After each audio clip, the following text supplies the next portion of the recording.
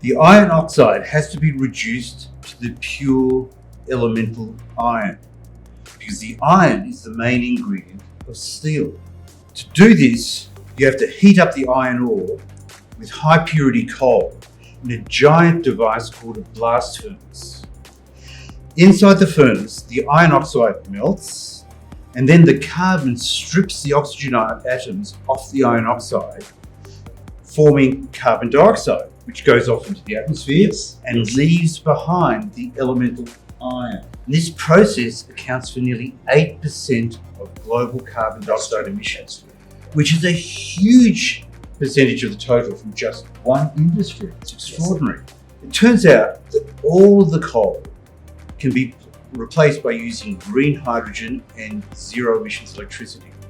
And in that case, the only byproduct is harmless water vapor.